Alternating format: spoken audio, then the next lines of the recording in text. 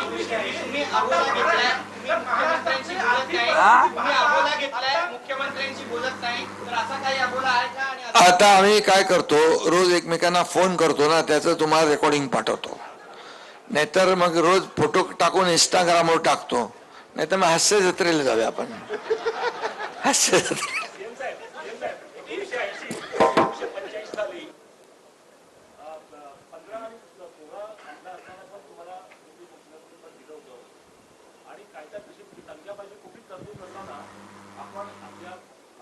तुम्ही चुकीच्या ठिकाणी प्रश्न विचारताय. याचा निर्णय घेणारे आम्ही नाही. याचा निर्णय घेणारे सभापती आणि अध्यक्षच याचा निर्णय घेऊ शकतात. त्याचा निर्णय आम्ही घेऊ शकत नाही.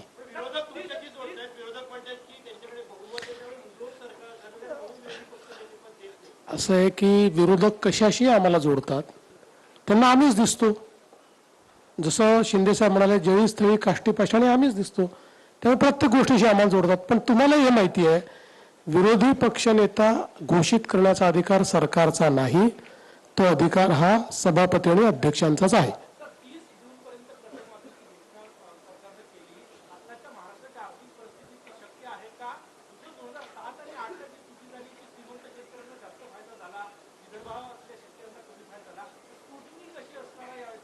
असं आहे की आता परवडो का न परवडो, एकदा करायचं ठरलं तर करायचं.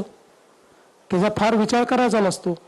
कारण शेतकऱ्यांना द्यायचं म्हटलं तर आता जसं मार्ग निघेल तसा काढू. त्यामुळे आता जी घोषणा केली आहे त्या घोषणेवर आम्ही पक्के आहोत. ती योग्य शेतकऱ्यांना आणि ज्याला आपण म्हणू शकतो पात्र शेतकऱ्यांनाच मिळाली पाहिजे. याकरताच आम्ही प्रवीण परदेशींची कमिटी केली आहे. या कमिटीला सगळा अभ्यास करायला सांगितलेला आहे. ती कमिटी आम्हाला सुचवेल त्यानुसार त्याचे ध्येय धोरण नियम आम्ही तयार करू आणि पात्र शेतकऱ्यांना त्याच्यामध्ये आम्ही लाभ देऊ.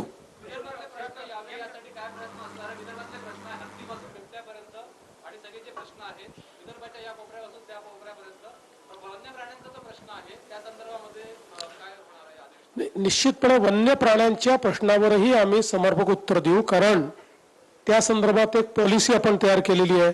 वाघाच्या संदर्भातली पॉलिसी तयार केली आहे, हत्तीच्या संदर्भातली तयार केली आहे, बिबट्यांच्या संदर्भातली केली आहे.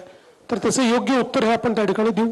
आणि मी सांगतो की सत्तारूढ पक्षाच्या वतीनं तर आमचा प्रयत्न असेल की विदर्भातले आणि सोबत मराठवाडा जोडतो मी, कारण मागास भाग जो काही आपला ज्याला म्हणतो आपण, असा जो सगळा त्या भागातले प्रश्न सुटले पाहिजे म्हणून अधिवेशन आहे. त्यामुळे विदर्भ मराठवाड्यातले जास्तीत जास्त प्रश्न लागावेत असा आमचा प्रश्न, आमचा सत्तारूढ पार्टी म्हणून प्रयत्न असेल.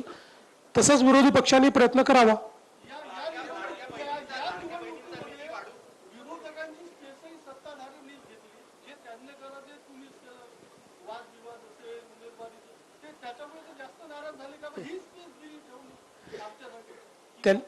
असं आहे की त्याकरता ते आम्हाला दोष देऊ शकत नाही.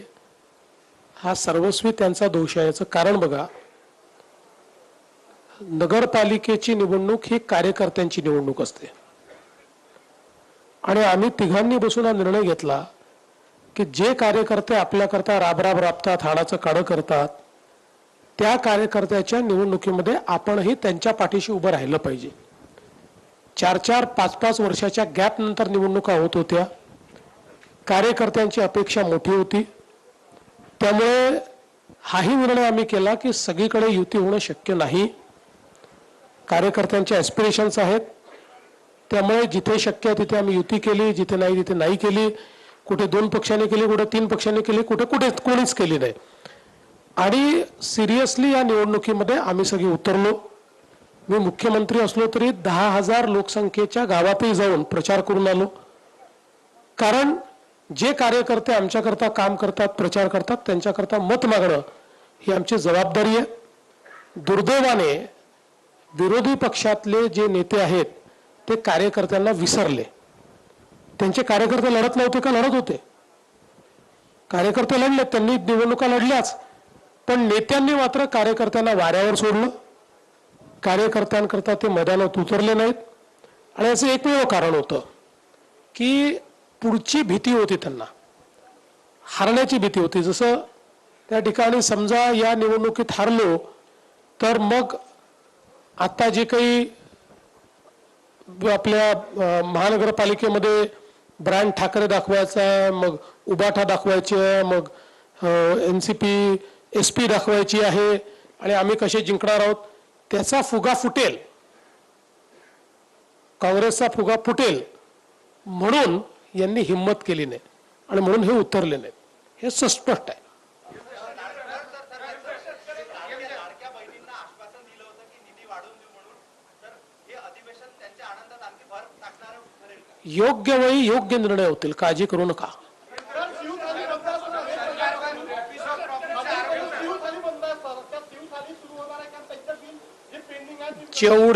जेवढ्या ठिकाणी शिवथाळी चालली आहे ती सगळी चालू राहील. त्यांची बिलही आम्ही देतो. नव्याने आता केंद्र उघडत नाहीत, पण जे केंद्र उघडलेले आहेत ते सगळे चालवणार आहोत. जमीन घोटाळ्यानंतर सरकारवर ऑफिस ऑफ प्रॉफिटचा आरोप होतोय. निष्पक्ष चौकशी होईल काय? चौकशी चाललेली आहे. काही लोकांना असं वाटतं की आज सांगितलं की उद्या उत्तर यावं, असं नसतं. चौकशी नीट करावी लागते, कारण शेवटी प्रत्येक चौकशीचा रिपोर्ट हा हायकोर्टात चॅलेंज होतो आणि चौकशी शॉर्टकटमध्ये केली, कोणाला संधी न देता केली तर प्रिन्सिपल ऑफ नॅचरल जस्टिसवर अशा पद्धतीनं हायकोर्ट ती चौकशी समितीचा रिपोर्ट खारिज करते आणि म्हणून योग्य ती संधी देऊन पूर्णपणे निष्पक्ष याची चौकशी होणार आहे. आत्तापर्यंत आपण बघा, अतिशय वेळेत या संदर्भात FIR दाखल झालेला आहे.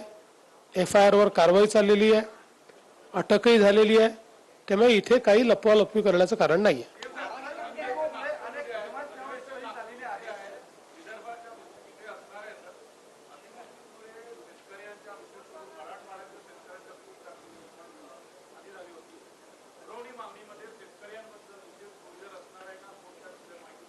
आम्ही त्याचे पैसे ऑलरेडी देऊनच टाकले आहेत. ही जी आम्ही घोषणा केली होती त्याचे पैसे दिले आहेत, त्याची तरतुदी आम्ही केली आहे. त्यामुळे आता त्याची पुन्हा तरतूद करण्याची आवश्यकता नाही. त्यात काही कमी पडले असतील तेवढेच येतील.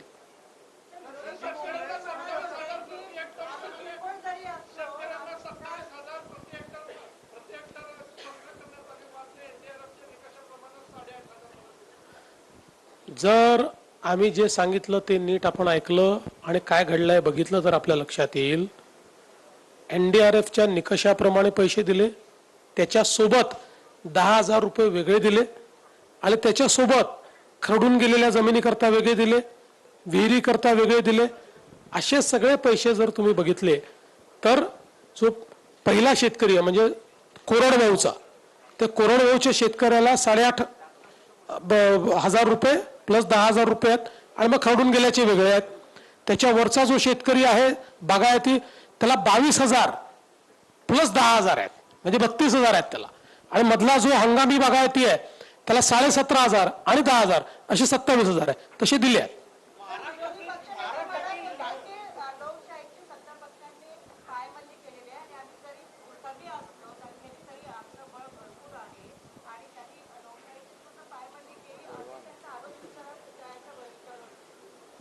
खरं म्हणजे लोकशाहीवर बोलण्याचा त्यांना अधिकारच राहिलेला नाही.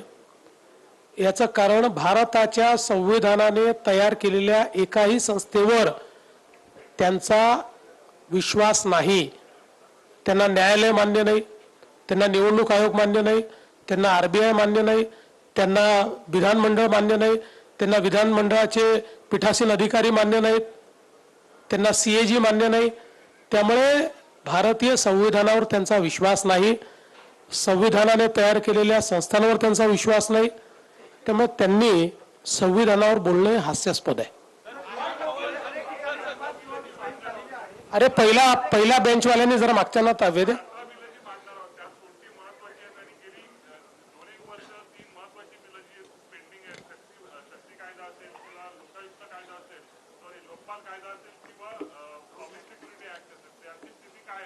नाही, याच्यामध्ये शक्ती विधेयक जे आहे ते आपल्याला माहिती आहे की केंद्र सरकारने ते आपल्याला मागेच परत केलं, कारण त्यांनी सांगितलं की त्यातले काही हे असंवैधानिक म्हणजे कॉन्स्टिट्युशनल राईट्सवर हे करणारे आहेत आणि बाकी काही सुधारणा या ऑलरेडी केंद्राने त्यांच्या कायद्यामध्ये केलेल्या असल्यामुळे त्या संदर्भात ते आपल्याकडे परत आलेलं आहे.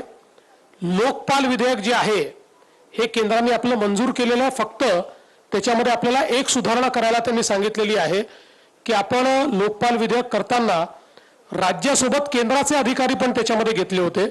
तर त्यांनी त्यात तेवढी सुधारणा आपल्याला सांगितली. बाकी सगळं मान्य केलं. तेवढी सुधारणा आपण करणार आहोत की केंद्राचे अधिकार हे केंद्रीय लोकपाल बिलाने कव्हर असल्यामुळे त्यांना वगळायचं. बाकी आपलं लोकपालाचं बिल त्यांनी जवळपास सगळं मान्य केलेलं आहे. आणि आपलं जे पब्लिक सिक्युरिटीचं जे विधेयक होतं ते आता अंतिम टप्प्यामध्ये आहे. ते लवकरच मान्य होईल.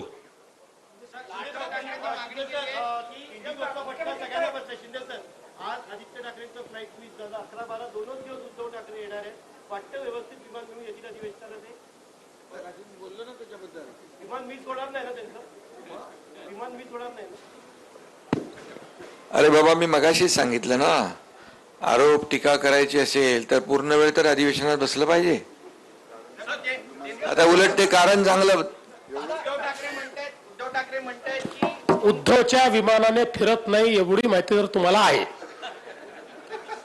ते ज्या विमानाने फिरतात त्या विमानाला कुठलीही अडचण नाही, ते नीट येऊ शकतं. बाकी कोणाला अडचण असेल तर शिंदे साहेबांनी आणि मी समृद्धी महामार्ग बांधलेला आहे. गाडी पाहिजे असेल तर पाठवून देतो. गाडीत बसून 7-8 तासात नागपुरात पोहोचता येतो. खूप लोक समृद्धीने आले. लाडक्या बहिणी सुरक्षित नाही असं विरोधक म्हणतात महाराष्ट्रात. नाही, त्याचं उत्तर त्यांना देऊ ना. त्यांनी त्या संदर्भातला मुद्दा विधानसभेत मांडावा. त्याचं उत्तर त्यांना देऊ.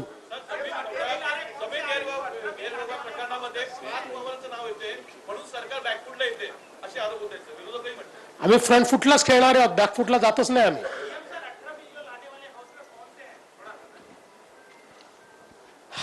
महाराष्ट्र सार्वजनिक विश्वस्त व्यवस्था दुसरी सुधारणा, महाराष्ट्र दुकाने व्यवस्थापना सुधारणा, महाराष्ट्र कृषी उत्पन्न फलन सुधारणा, महाराष्ट्र धारण जमिनीचे तुकडे पाडण्या प्रतिबंध, महानगरपालिका पाठवून देतो यादी. नाहीतर पटलावर ठेवतो.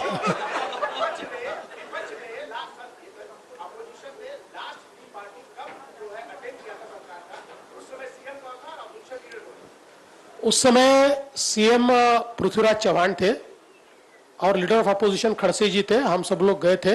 हमने पृथ्वीराज जी की चाय पी थी. 2011 की होगी.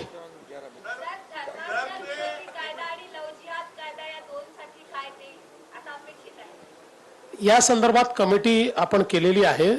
माननीय ज्या आपले डीजींच्या अंतर्गत त्याचा रिपोर्ट अंतिम आहे, तो आमच्याकडे येतोय.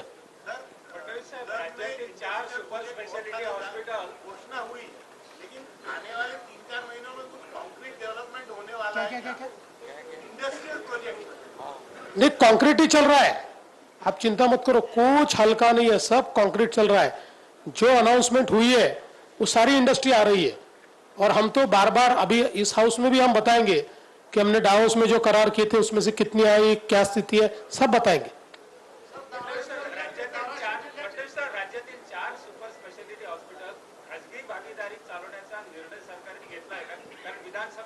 अद्याप तरी असा कुठलाही निर्णय मंत्रिमंडळापुढे आलेला नाही.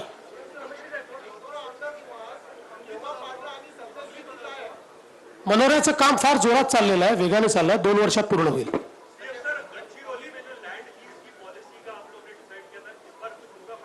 हो गया ना, उसको तो उसके लिए कैबिनेट ने निर्णय कर दिया है ऑलरेडी.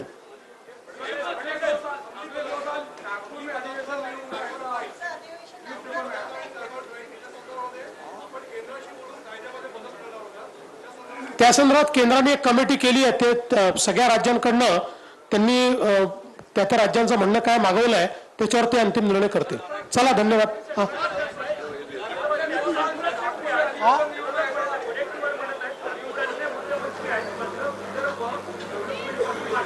म्हणूनच मी त्यांना सांगितलं, जरा बाजूलाच गडचिरोलीला बघा, 14 पूर्वी काय होतं ना आता काय. त्यांचे डोळे बंद, हा प्रॉब्लेम आहे. काय यदू, काय यदू.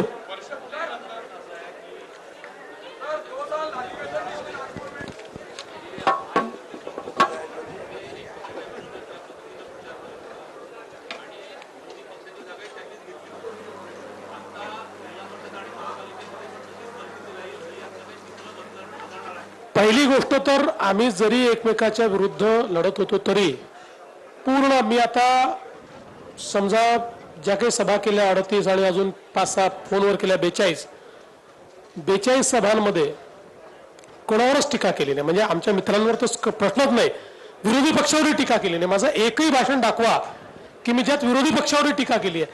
मी फक्त त्या ठिकाणी विकासाचंच त्या ठिकाणी बोललो. आमच्या दोन्ही म्हणजे शिंदे साहेबांनी आणि यांनी पण विरोधी पक्षावर टीका केली असेल, पण सत्तारूढ पक्षावर किंवा आपापसात कोणी एकही टीका केलेली नाही. त्याचं त्यांनी हे सांगितलं ते अहंकार कोणाला झालाय, हर साल होगा. अहंकारी कोण आहे मी सांगितलं ना. चला धन्यवाद.